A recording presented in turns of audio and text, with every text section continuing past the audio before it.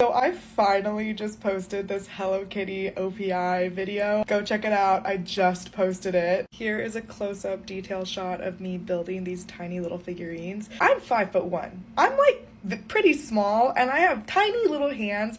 I say that just, do you understand how fucking tiny these bitches are? And what's crazy is, you know, I make these large sculptures and I make these tiny little nail sculptures. The size of the fucking sculpture, it actually does not dictate, at least to me, how long this shit takes to build. In fact, in my experience, building smaller is oftentimes a lot harder and takes longer because the fuck ups, you can see them. It's just everything's more obvious. Building big, it's way more forgiving. All right, so this was my inspo pick. This nail set was for OPI and Hello Kitty. They just collaborated on a little drop. I think they do that every year. Now I was like, okay, to me, Hello Kitty will never be Hello Kitty without her friends. So I was like, can I do her homies? This was the inspo pick that I pulled and I was like, oh, let me like do the whole grass situation. And then over there, like the rainbow on the kite, that is like the inspiration for the rainbow that I put Hello Kitty on. I literally flew into New York City last month for 2 days and I was working on this up until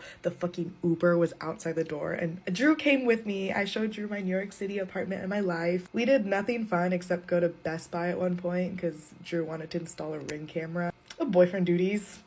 Yeah, we were in my studio for 48 hours and I was just stressed out, like crying over this nail set, and Drew was just like on my couch, like sleeping because it was like 4, 5, 6, 7, 8 a.m. I basically pulled 2 all-nighters like for this set. But yeah, do you see like the candy rope looking rainbow? I'm so proud of this design, by the way. Obviously it's not functional, but it's fucking cool. At one point while making this set, I was actually very, very sad because I realized that I had gotten this close to buying a bunch of architectural like grass textures. I wanted this to be more natural grass texture. Instead, if you can see, I just use like acrylic powder to get that kind of like grass turf effect, but it is not giving field. Listen, Linda, if I had more time, I would have done like a bunch of these flowers and made them different sizes, but I ran out of time. But yeah, go check out my video. I literally cried like 4 times while making those nails.